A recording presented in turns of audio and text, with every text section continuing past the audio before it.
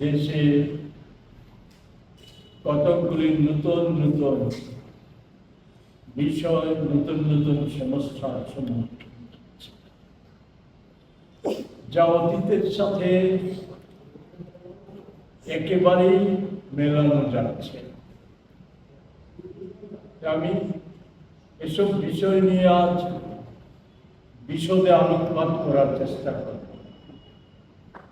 শুধু আমাদের রাজ্যের পরিস্থিতিতে আসার আগে এই সময়ে যেটা প্রাসঙ্গিক, সংক্ষিপ্তভাবে এই হালটা হওয়ার পেছনে মূল যে কারণ, আমাদের কেন্দ্রের বর্তমান শাসক গোষ্ঠী, এই সম্পর্কে খুব সংক্ষিপ্ত আকারে দু চারটি কথা। 12 বছরে মোদী সাহরা তাদের রাজনৈতিক প্রভাব, এগুলো আপনাদের জানা আছে, অনেকটা দেশটাকে এমন ভাবে পরিচালিত করছে যে বহুকাল আগে যখন পৃথিবীতে রাজাদের শাসন ছিল অধিকাংশ জায়গা, এক এক রাজা এক একটা রাজ্য যখন দখল করত, দখল করার পর সেই রাজ্যের সম্পত্তিকে নিজেদের সম্পত্তি হিসাবে ভেবে সে যেভাবে সম্পত্তির উপর দখলদারি বা লোভ এগুলি চালিয়ে নিজেদের যে আপনার যেটা রাজাদের যে এটাকে কি বলবো অর্থ ভান্ডার, একে স্ফীত করত। আজকে 12 বছরে কি কেন্দ্রে কি রাজ্যে যেখানে ডাবল ইঞ্জিন আছে বা যেখানে ট্রিপল ইঞ্জিন, প্রায় সমস্ত ইঞ্জিনগুলি এবং ইঞ্জিনগুলির সহযোগী যারা, এরা সকলেই মোদী যে একটা বিষয় এদের মধ্যে প্রতিষ্ঠিত করেছে যে দেশের সম্পদ, দেশের অর্থ, সরকারি অর্থ, এর সবেরই তোমাদেরই একমাত্র অধিকার লুটে নেওয়া, চুরি করা, যাই বলো এটা হচ্ছে তোমাদের অধিকার। এর সাথে আরেকটা অধিকার প্রতিষ্ঠিত হয়ে গেছে, আমি এটাতেও পিছনে বলবো না। সে হচ্ছে এই সময়ে 12 বছরে এবং আমাদের রাজ্যে 8 বছরে বা ডাবল ইঞ্জিনের সরকার যেগুলিতে আছে, প্রায় সর্বত্রই শাসক দলীয় এমপি, মন্ত্রী, এমএলএ এবং উঁচু মাপের নেতা বা তাদের পরিবারের সদস্যরা মহিলাদের উপর অত্যাচার, তাদের নানাভাবে, এই সমস্ত ভাষা আমি উল্লেখ করতে চাই না, সেগুলি নানাভাবে তাদের উপর যেভাবে অপরাধমূলক নির্যাতনগুলি করা হয়, সেগুলিও তাদের অধিকার। এগুলির অনেক উদাহরণ আছে, আমি এগুলি দিতে চাই না, ব্রিজভূষণ থেকে ছোট করে অনেক উদাহরণ আছে। আমাদের ওই গুজরাটের উদাহরণ আছে, আসামিদের কি করে বীরের সম্বর্ধনা দেওয়া হয়েছে, এগুলি অনেক সবই জানেন আপনারা।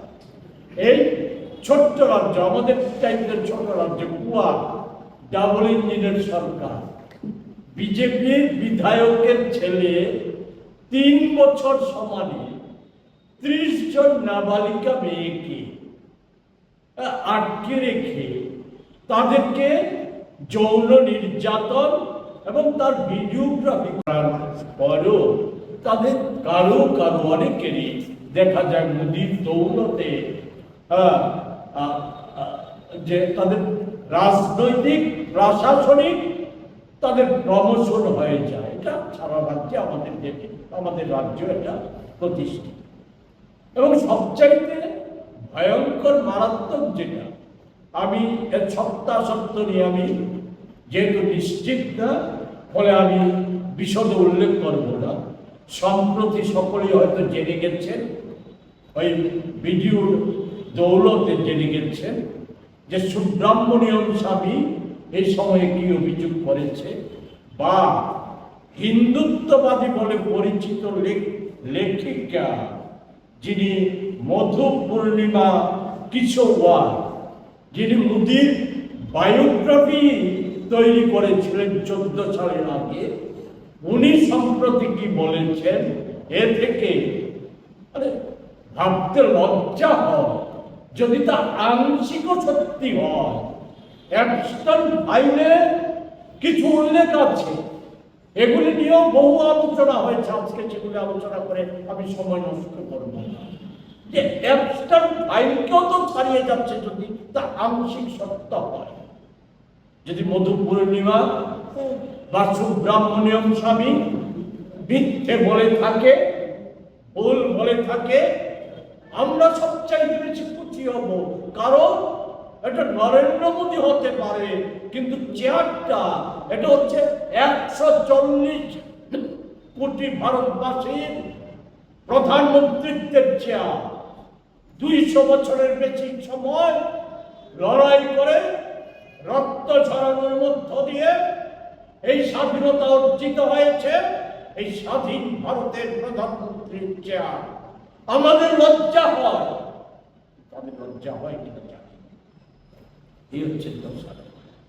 এই যখন একদিকে পরিস্থিতি, অন্যদিকে আজকে এই নির্বাচন এসেছে, 5 রাজ্যের নির্বাচন। আমাদের রাজ্য বিধানসভার একটা উপনির্বাচন। আমাদের ট্রিপল ইঞ্জিনের একটা ইঞ্জিন, অত্যন্ত গুরুত্বপূর্ণ একটা ইঞ্জিন, এডিসি, তার নির্বাচন। সেই নির্বাচনের আগে রাজ্যের নির্বাচন মন্ডলী, এই ক্ষেত্রে নির্বাচন মন্ডলীকে একটু ভেবে দেখার জন্য আমি কয়েকটা বিষয় শুধু উল্লেখ করব। এই সময়ে সকলেই জানেন যে আন্তর্জাতিক ক্ষেত্রে একটা ভয়ঙ্কর পরিস্থিতি। এই ভয়ঙ্কর পরিস্থিতি সৃষ্টি হওয়ার পেছনেও ভারত সরকার স্বাধীন ভারতে পূর্বেকার সময়ে সরকারগুলি, বিশেষত প্রধানমন্ত্রীরা, এমনকি স্বয়ং অটল বিহারী বাজপেয়ী পর্যন্ত বা ডক্টর মনমোহন সিং পর্যন্ত যেই ভূমিকা প্রতিপালন করতে পেরেছিলেন, ঠিক তার বিপরীত ধর্মী ভূমিকা, যার সাথে ভারতের 140 কোটি মানুষের স্বার্থের কোনো সম্পর্ক নেই। সম্পর্ক যদি থেকে থাকে তাহলে বড়জোর 1% মানুষের, আর স্বার্থ যদি থেকে থাকে সে স্বার্থ হচ্ছে একজনের, যিনি এই দেশে মোদির সবচাইতে বিশ্বস্ত ভালো বন্ধু, সে আদানি সাহেব। ওনার স্বার্থ থাকতে পারে। আমাদের এই দেশের সমস্ত জলাঞ্জলি দিয়ে আজকে এই পরিস্থিতির সৃষ্টি হয়েছে। এই পরিস্থিতিতে আজকে ভারতবর্ষ, মোদিজি এতদিন মুখ খুলেননি। যুদ্ধ শুরু হয়েছিল ইসরায়েল আর আমেরিকা, ইরানের উপর আক্রমণ অনেক আগে থেকে শুরু হয়েছিল, কিন্তু এবার আক্রমণটা শুরু হয়েছিল 28শে ফেব্রুয়ারি। একটা বাচ্চাদের স্কুলে, মেয়েদের স্কুলে আক্রমণের মধ্য দিয়ে। সেখানে ইরানের সর্বোচ্চ নেতা মারা গিয়েছে।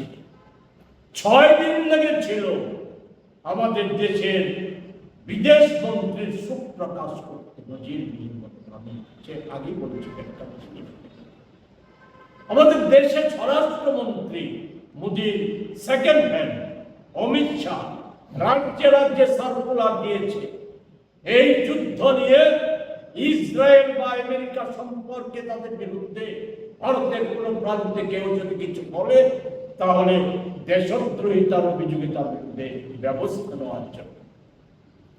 ইরানের আক্রমণ সম্পর্কে কিছু বলা যাবে না, আমি যে প্রসঙ্গ যেতে চাইছি, এগুলি বহুবার আমরা বলেছিলাম।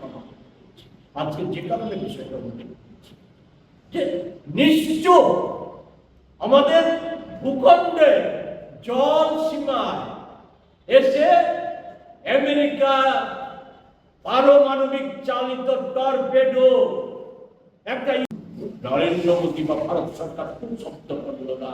তারপরেও উনি বিশ্বগুরু, 56 ইঞ্চি বুকের ছাতি। আর 1971 সালের সম্ভবত নভেম্বর মাসে ওই আমেরিকায় তার নৌবহর পাঠিয়েছিল ভূমধ্য সাগরে ভারতকে টাইট দেওয়ার জন্য, টাইট করার জন্য। কেন? ভারত পূর্ব পাকিস্তানের মুক্তিযোদ্ধাদের পাশে দাঁড়িয়েছে। আমাদের সেই সময় এত সমরাস্ত্রের সরঞ্জামও ছিল না, কিন্তু ছিল দেশপ্রেম, ছিল দেশের সার্বভৌমত্ব রক্ষার শপথ। আর সেনাবাহিনীর উচ্চতা, বিচ্যতা, দেশ রক্ষা, এ নিয়ে শ্রীমতী গান্ধী রুখে দাঁড়িয়েছিলেন। ভূমধ্য সাগর থেকে আমেরিকান নৌবহর ফিরিয়ে নিতে হয়েছে, এগুলি জানা কথা। কিন্তু মোদিজির শব্দ নেই। শব্দ বেরোলো কখন? মোদিজির সাথে ট্রাম্পের বাক্যালাপের পরে। যুদ্ধের পরিস্থিতি কোথায় গিয়েছে সেগুলি বলতে চাই। এই বাক্যালাপের পরে সংসদে আলোচনার সুযোগ হয়, এবং এই বাক্যালাপে আজকে যে ট্রাম্প আর মোদির বাক্যালাপে সেখানে অংশগ্রহণ করেছিল আমেরিকার সবচাইতে বড় ব্যবসায়ী, ট্রাম্পেরও বড়, উনি অংশগ্রহণ করেছিল, কেউ জানে না। কিন্তু তারপর মোদির মনে হলো এর যুদ্ধের পরিস্থিতির পরই জাতীয় কংগ্রেসের তরফ থেকে, বিরোধী দলগুলির তরফ থেকে বলা হয়েছিল সর্বদলীয় সভা ডেকে ঐক্যমত তৈরি করে আমাদের এই যুদ্ধ বন্ধে আমাদের উপযুক্ত ভূমিকা গ্রহণ করা, নেতৃত্বের ভূমিকা গ্রহণ করা, দেশের আমাদের স্বাধীন ভারতের অন্যান্য প্রধানমন্ত্রীদের যে ঐতিহ্য পরম্পরা অনুসরণ করে কর্ণপাত করেনি। ফলে আজকে কি অবস্থা হয়েছে? এখন ওই গ্যাসের দাম বাড়াতে হয়েছে 60 টাকা 20 টাকা, পেট্রোপণ্যের মূল্য বৃদ্ধি করতে হয়েছে, কর আরোপ করেছিল নির্বাচন সামনে প্রলেপ দেওয়ার জন্য। গত বছর মোদিজি সর্বদলীয় সভায় নিজে অংশগ্রহণ করেননি। সর্বদলীয় সভার পর 13% কর বৃদ্ধি, এর থেকে 10% কমিয়েছে। এটা সর্বসাধারণের কোনো লাভে আসবে না।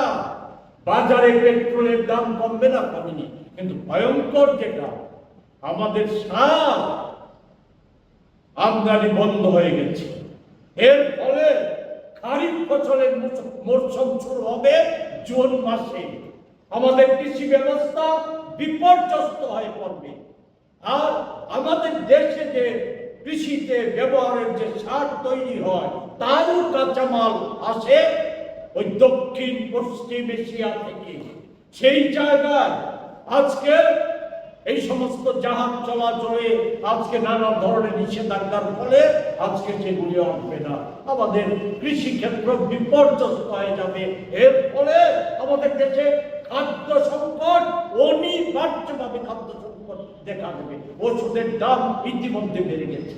এই সমস্ত পরিস্থিতিতে এক কথায় বলে যান, যেটা বলেছিল, যে জানিয়ে শুরু করেছিলাম, এই পরিস্থিতিতে এই সরকারটা দিল্লিতে যেটা বসে আছে লুটেরা সরকার, দুর্নীতিতে সর্বকালীন রেকর্ড সৃষ্টিকারী সরকার।